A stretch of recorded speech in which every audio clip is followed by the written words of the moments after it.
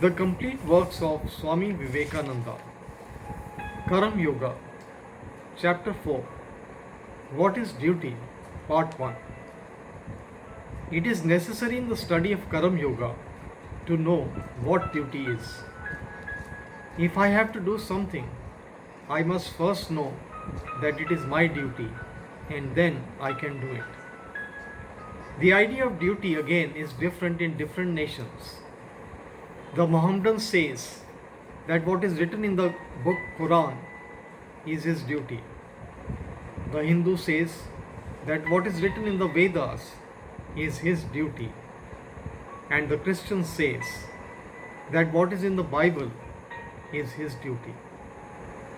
We find that there are varied ideas of duty differing according to the different states in life, different historical periods, and different nations. The term duty, like every other universal abstract term, is impossible to clearly define, and we can only get an idea of it by knowing its practical operations and results. When certain things occur before us, we have all a natural or trained impulse to act in a certain manner towards them. When this impulse comes, the mind begins to think about the situation.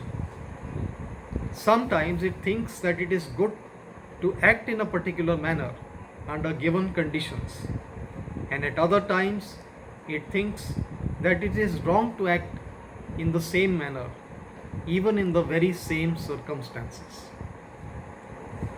The ordinary idea of duty everywhere is that every good man follows the dictates of his own conscience. But what is it that makes an act a duty?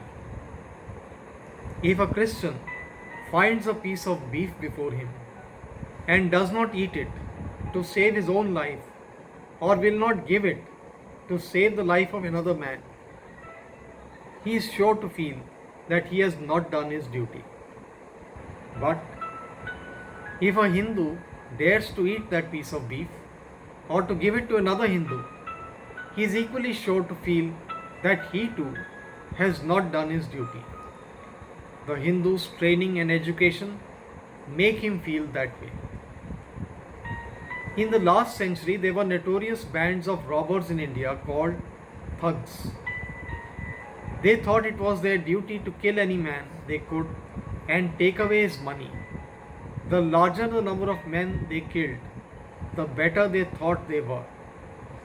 Ordinarily, if a man goes into the street and shoots down another man, he is apt to feel sorry for it, thinking that he has done wrong. But if the very same man, as a soldier in his regiment, kills not one but 20, he is certainly to feel glad and think that he has done his duty remarkably well. Therefore, we see that it is not the thing done that defines the duty.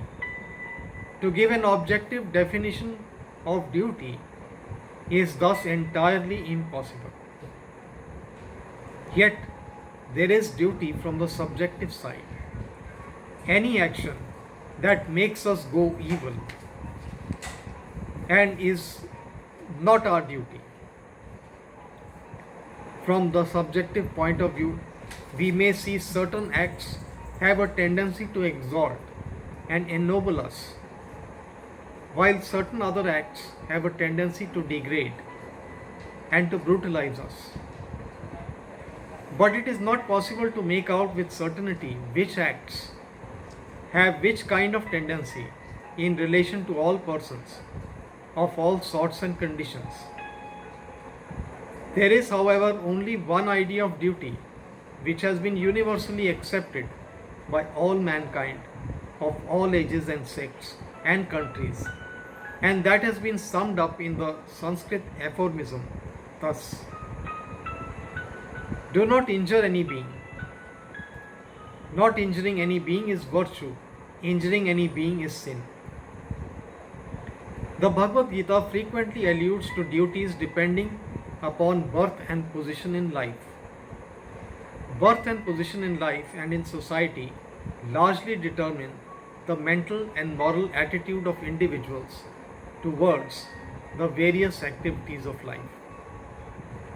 It is therefore our duty to do that work which will exalt and ennoble us in accordance with the ideals and the activities of the society in which we are born. But it must be particularly remembered that the same ideals and activities do not prevail in all societies and countries. Our ignorance of this is the main cause of much of the hatred of one nation towards another. An American thinks that whatever an American does in accordance with the custom of his country is the best thing to do, and whatever does not follow his custom must be very wicked. A Hindu thinks that his customs are the only right ones and are the best in the world, and that whosoever does not obey them must be the most wicked man living. This is quite a natural mistake which all of us are apt to make, and it is very harmful because it is the cause of half the uncharitableness found in the world. When I came to this country and was going through the Chicago Fair, a man came from behind and pulled at my turban. I looked back and saw that he was a very gentlemanly looking man, neatly dressed. I spoke to him, and when he found that I knew English, he was very much abashed. On another occasion in the very same fair, another man gave me a push. When I asked him the reason, he also was ashamed and stammered out an apology, saying, "Why do you dress that way?" The sympathies of these men were limited within the range of their own language and their own fashion of dress. Much of the oppression of powerful nations on weaker ones is caused by this prejudice. It dries up their fellow feeling for fellow men. That very man who asked me why I did not dress as he did and wanted to ill treat me because of my dress may have been a very good man, a good father and a good citizen. But the kindness of his nature died out as soon as he saw a man in a different dress. Strangers are exploited in all countries because they do not know how to defend themselves. Thus they carry home false impressions of the peoples they have seen. Sailors, soldiers, and traders behave in foreign lands in very queer ways, although they would not dream of doing so in their own country. Perhaps this is why the Chinese call Europeans and Americans foreign devils. They could not have done this if they had met the good, the kindly sides of the Western life. Therefore, the one point we ought to remember is that we should always try to see the duty of others through their own eyes and never judge the customs of other people by our own standard. I am not the standard of the universe. I have to accommodate myself to the world and not the world to me. So we see that environments change the nature of our duties, and doing the duty which is ours at any particular time is the best thing we can do in this world. Let us do that duty which is ours by birth, and when we have done that, let us do the duty which is ours by our position in life and in society. There is, however, one great danger in human nature, that man never examines himself. He thinks he is quite as fit to be on the throne as a king.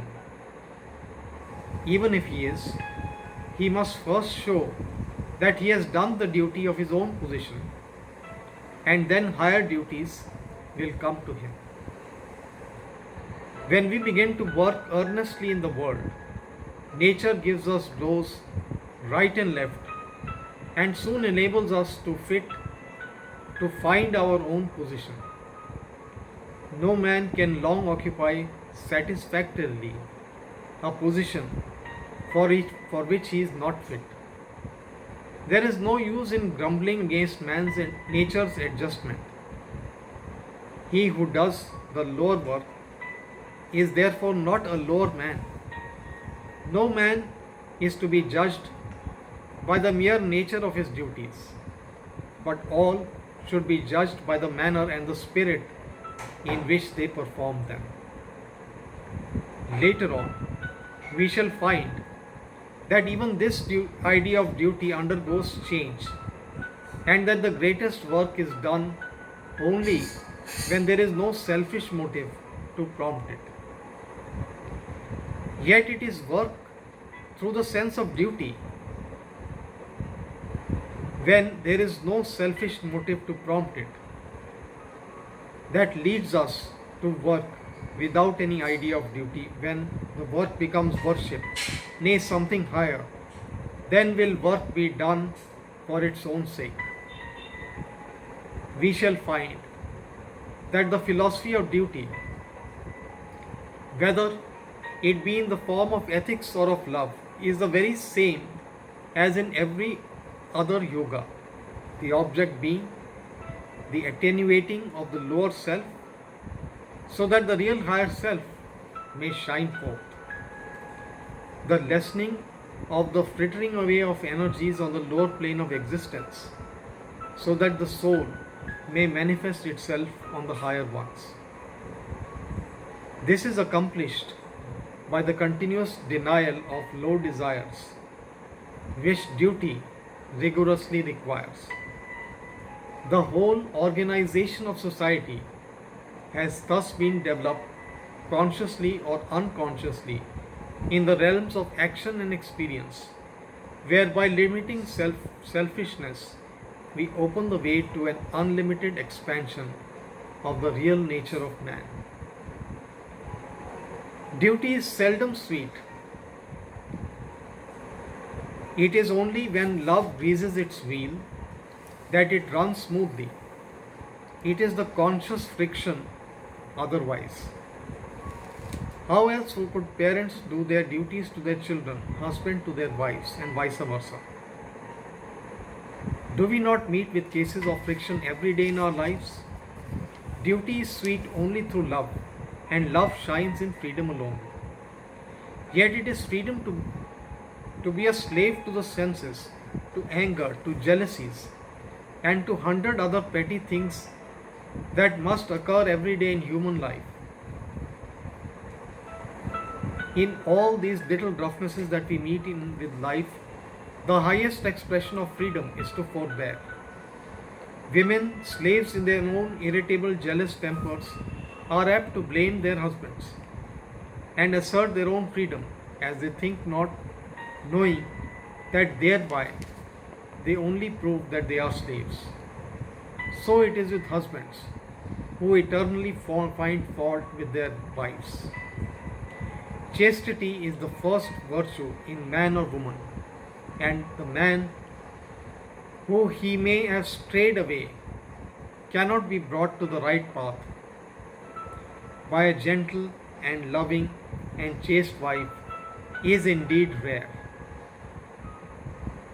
The world is not yet as bad as that. We hear much about brutal husbands all over the world and about impurity of men. But is it not true that there are quite as many brutal and impure women as men? If all women were as good and pure as their own constant assertions would lead one to believe, I am perfectly satisfied in saying that there would not be one impure man in the world. What brutality is there which purity and chastity cannot conquer? A good chaste wife who thinks of every other man except her own husband as her child and has the attitude of a mother towards all men, will grow so great in the power of her purity that there cannot be a single man, however brutal, who will not breathe an atmosphere of holiness in her presence. Similarly, every husband must look upon all women except his own wife in the light of his own mother or daughter or sister. That man, again, who wants to be a teacher of religion must look upon every woman as his mother and always behave towards her as such.